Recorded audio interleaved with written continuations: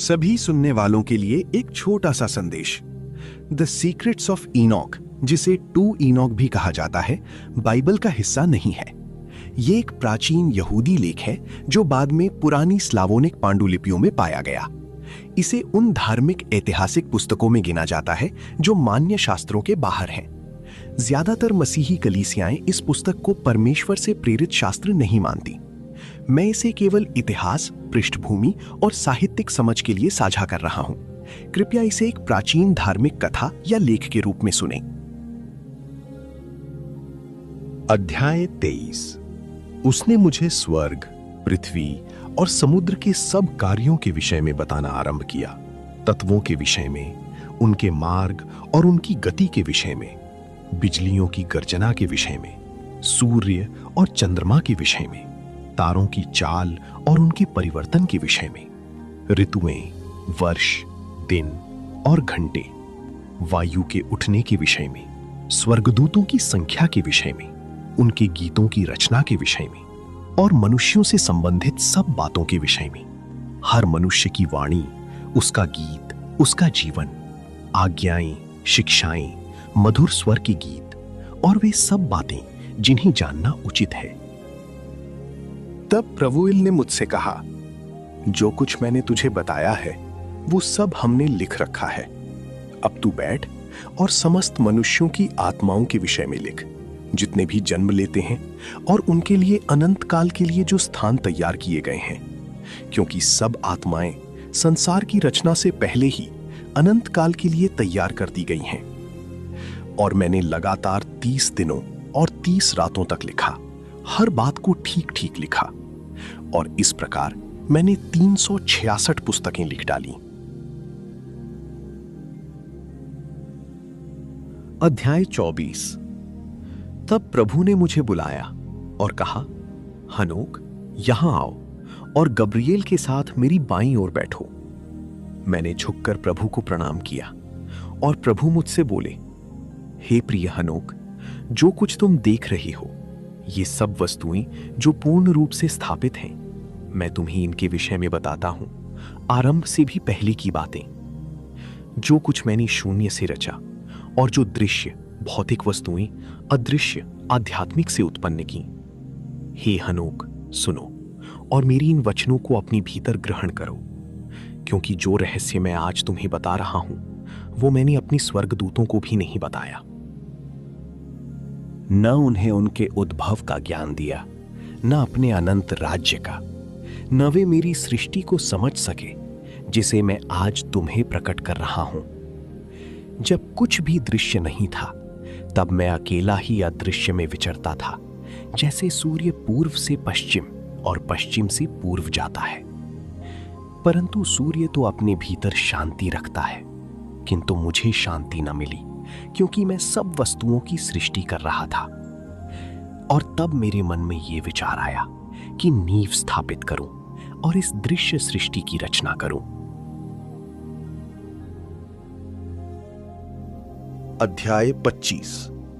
तब मैंने आज्ञा दी, सृष्टि के सबसे निचले भागों में कि दृश्य भौतिक वस्तुएं अदृश्य आध्यात्मिक से प्रकट हों, और अदोइल नीचे उतरा, अत्यंत महान। मैंने उसे देखा और देखो, उसके भीतर अपार प्रकाश का उदर था। मैंने उससे कहा, अदोइल, अपने आप को खोल दे और तुझमें से दृश्य सृष्टि प्रकट हो। और वह खुल गया और उससे महान प्रकाश निकल पड़ा। मैं उस महान प्रकाश के मध्य में था, और जैसे प्रकाश से प्रकाश उत्पन्न होता है, वैसे ही एक महान युग प्रकट हुआ, जिसने उस सारी सृष्टि को दिखाया जिसे मैं रचने का विचार कर चुका था। और मैंने देखा कि ये अच्छा है। तब मैंने अपने लिए एक सिंहासन स्थापित किया और उस पर बैठ गया। और मैंने प्रकाश से कहा, यहां से ऊपर उठ जा और सिंहासन के ऊपर ऊंचाई में स्थिर हो जा और सर्वोच्च वस्तुओं की नींव बन जा। और उस प्रकाश के ऊपर कुछ भी नहीं था। तब मैं अपने सिंहासन से झुका और ऊपर की ओर दृष्टि की। अध्याय 26। तब मैंने दूसरी बार सबसे निचले भाग को पुकारा और कहा, अर्खास प्रकट हो दृढ़ रूप में। और अर्खास अदृश्य यानी आध्यात्मिक से प्रकट हुआ, कठोर, भारी और अत्यंत लाल स्वरूप में। मैंने उससे कहा, अर्खास खुल जा और तुझ में से सृष्टि उत्पन्न हो।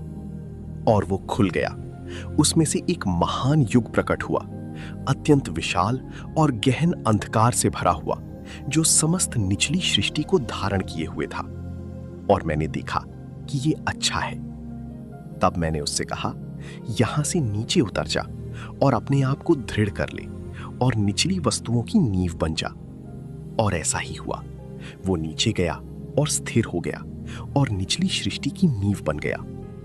और उस अंधकार के नीचे कुछ भी नहीं है। अध्याय 27। तब मैंने आज्ञा दी कि प्रकाश और अंधकार से कुछ लिया जाए। मैंने कहा, घना हो जा, और वो वैसा ही हो गया। मैंने उसे प्रकाश के साथ फैलाया और वो जल बन गया। फिर उस जल को अंधकार के ऊपर और प्रकाश के नीचे फैला दिया। और मैंने उन जलों को स्थिर किया, अर्थात अथाह गहराई को। मैंने जल के चारों ओर प्रकाश की नींव रखी और भीतर से 7 घेरों की रचना की।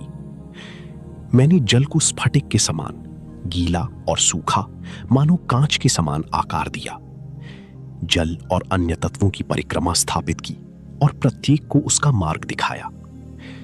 7 तारों को भी उनकी आकाश में स्थापित किया कि वे उसी प्रकार चलते रहें। और मैंने देखा कि यह अच्छा है। तब मैंने जल के मध्य प्रकाश और अंधकार को अलग किया, इधर और उधर। मैंने प्रकाश से कहा, तू दिन हो जा, और अंधकार से कहा, तू रात हो जा। और संध्या हुई और प्रातः हुआ। ये पहला दिन था। अध्याय 28। तब मैंने आकाशीय घेरों को स्थिर किया, और जो निचला जल आकाश के नीचे था उसे एक स्थान पर एकत्र होने की आज्ञा दी। अव्यवस्था, अराजकता सूखी हो जाए, और वैसा ही हुआ। लहरों में से मैंने कठोर और विशाल शिलाएं उत्पन्न की। उन शिलाओं से मैंने सूखी भूमि को उभारा। उस सूखी भूमि को मैंने पृथ्वी कहा। और पृथ्वी के मध्य भाग को मैंने अथाह गहराई अर्थात अगाध कहा। समुद्र को एक स्थान पर एकत्र किया और उसे सीमा में बांध दिया। और मैंने समुद्र से कहा, देख, मैं तुझे तेरी सनातन सीमाएं देता हूं, तू अपनी सीमाओं को कभी पार न करना। इस प्रकार मैंने आकाश मंडल को दृढ़ किया। और इस दिन को मैंने पहला सृजित दिन कहा, रविवार। अध्याय 29। तब मैंने समस्त स्वर्गीय सेनाओं के लिए अग्नि के स्वरूप और सार की रचना की। मेरी दृष्टि उस अत्यंत कठोर और दृढ़ शिला पर पड़ी, और मेरी आंख की चमक से बिजली ने अपना अद्भुत स्वभाव पाया, जो जल में अग्नि है और अग्नि में जल। न जल उसे बुझा पाता है, न अग्नि उसे सुखा पाती है।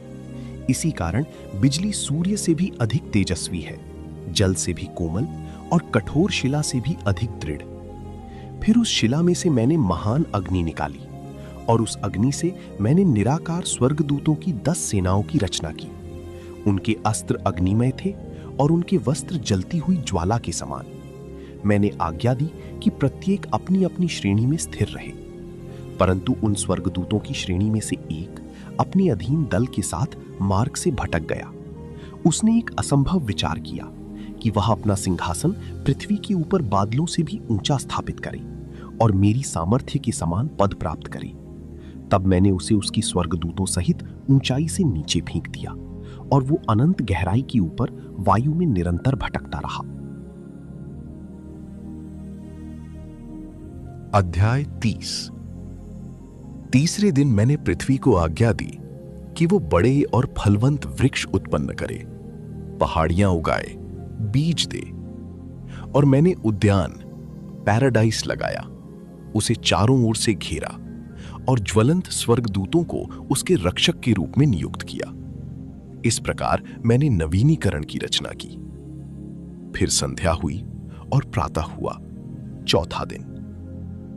चौथे दिन मैंने आज्ञा दी कि आकाशीय मंडलों में महान ज्योतियां हों। सबसे ऊपर के मंडल में मैंने तारों को रखा, क्रूनो, दूसरे में अफ्रोदीत, तीसरे में अरिस, पांचवें में जूएस, छठे में एर्मिस, सातवें छोटे मंडल में चंद्रमा को रखा और उसे छोटे तारों से सजाया, और नीचे के मंडल में मैंने सूर्य को दिन के प्रकाश के लिए रखा और चंद्रमा तथा तारों को रात्रि के प्रकाश के लिए।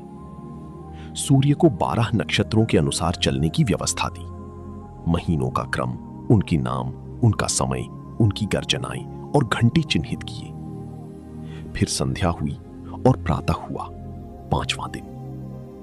पांचवें दिन मैंने समुद्र को आज्ञा दी कि वो मछलियां उत्पन्न करें, आकाश के पक्षी और पृथ्वी पर रेंगने और चलने वाले सब प्राणी, नर और मादा, जिनमें जीवन की श्वास हो। फिर संध्या हुई और प्रातः हुआ, छठा दिन। छठे दिन मैंने अपनी बुद्धि को आज्ञा दी कि मनुष्य की रचना करें 7 तत्वों से, उसका मांस पृथ्वी से, उसका रक्त ओस से, उसकी आंखें सूर्य से, उसकी हड्डियां पत्थर से, उसकी बुद्धि स्वर्गदूतों की तीव्रता और बादल से, उसकी नसें और बाल पृथ्वी की घास से, उसकी आत्मा मेरी श्वास और वायु से। मैंने उसे 7 स्वभाव दिए, कानों को सुनना, आंखों को देखना, आत्मा को सूंघना, नसों को स्पर्श, रक्त को स्वाद, हड्डियों को धैर्य और बुद्धि को आनंद। मैंने कहा, मनुष्य दृश्य और अदृश्य दोनों से बना है, उसी में जीवन भी है और मृत्यु भी। वो छोटा होते हुए भी महान है और महान होते हुए भी छोटा। मैंने उसे पृथ्वी पर दूसरा स्वर्गदूत बनाकर रखा, आदरणीय, महान और तेजस्वी। उसे पृथ्वी पर शासन करने का अधिकार दिया और अपनी बुद्धि दी। मेरी सृष्टि में उसके समान कोई नहीं था। मैंने उसका नाम 4 दिशाओं से रखा, पूर्व, पश्चिम, उत्तर, दक्षिण, और उसका नाम रखा आदम। मैंने उसे 2 मार्ग दिखाए, प्रकाश और अंधकार, और उससे कहा, ये अच्छा है और वो बुरा है, ताकि ये प्रकट हो कि वो मुझसे प्रेम करता है या घृणा। मैं उसकी प्रकृति को जानता था, पर वो अपनी प्रकृति को नहीं जानता था। और मैंने कहा, पाप के बाद क्या है? मृत्यु। तब मैंने उसमें गहरी नींद डाली, वो सो गया। मैंने उसकी एक पसली ली और उससे एक स्त्री की रचना की, ताकि मृत्यु उसके द्वारा उसके जीवन में प्रवेश करे। और मैंने उसका नाम रखा माता, अर्थात ईवा, हव्वा।